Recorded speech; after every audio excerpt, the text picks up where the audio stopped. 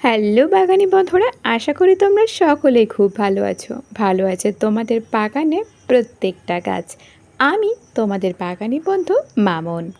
বর্তমানে কিন্তু আমাদের সকলের বাগানে কম বেশি জল পদ্ম ফুল কিন্তু ফুটছে। বর্তমান সময়ে কিন্তু নানান রঙের নানান ভ্যারাইটির জল পদ্ম ফুল আমরা আমাদের বাগানে প্রতিস্থাপন করছি। টবে, গামলায়, বালতিতে যে যেখানে পারছি আমরা কিন্তু এর টিউবার প্রতিস্থাপন করে গাছ তৈরি করছি। এখানে দেখতেই পাচ্ছ একটা গামলার মধ্যে জল পদ্ম ফুলের গাছ আছে। তিনটি ফুল কিন্তু ফুটে গেছে, এখনও 3টে কুড়ি আছে। এই গাছটায় কিন্তু যবে বসিয়েছি তার ঠিক 27 থেকে 28 দিনের মধ্যেই কিন্তু আমি কুড়ির দেখা পেয়ে গেছি। সেই থেকেই কিন্তু ফুল হয়েই যাচ্ছে আর হয়েই যাচ্ছে, ফুলের কিন্তু কোনো শেষ নেই। ফুল ফুটছে, আবার কুড়িও নতুন করে আসছে। ফুলের রঙটাও কিন্তু ভীষণ সুন্দর। তবে এটার মাটি আমি তৈরি করেছিলাম গোবর সার আর হাড় গুঁড়ো দিয়ে। এবার ভাবছি এটারও রিপোর্টিং করে আমি শুধুমাত্র সরিষার খোল দিয়ে মাটি তৈরি করব।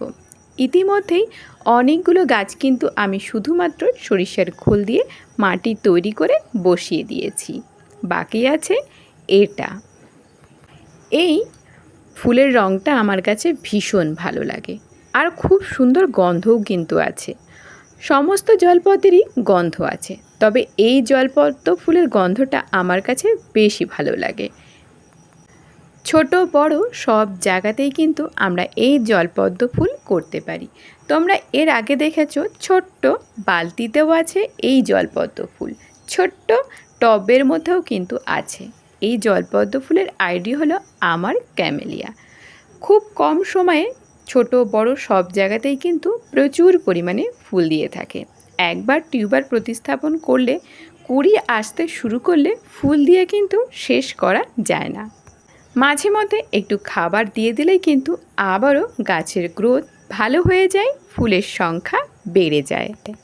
এখন যে কুড়িগুলো আছে সেই কুড়িগুলো ফুটে গেলেই কিন্তু এটাও আমি আবার নতুন করে মাটি তৈরি করে টিউবার প্রতিস্থাপন করব ঠিক করেছি। এখন কিন্তু মাঝে মধ্যেই বৃষ্টি হচ্ছে।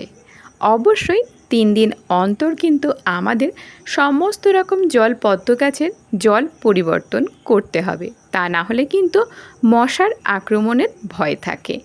3 দিন অন্তর জলটা পরিবর্তন করলে জলটা পরিষ্কার থাকে, জলে কোনো মশার আক্রমণ হয় না, আর কোনো রকম শ্যাওলাও কিন্তু হয় না।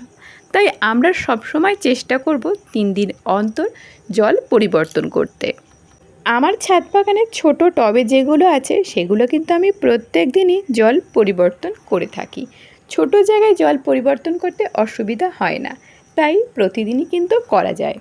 বড় বড় গামলা হলে কিন্তু একটু অসুবিধা হয়, তাই অবশ্যই 3 দিন অন্তর কিন্তু জল পরিবর্তন করতে হবে। না হলে কিন্তু মশার আক্রমণও হবে, জল নোংরা হবে, জলের শ্যাওলা হবে।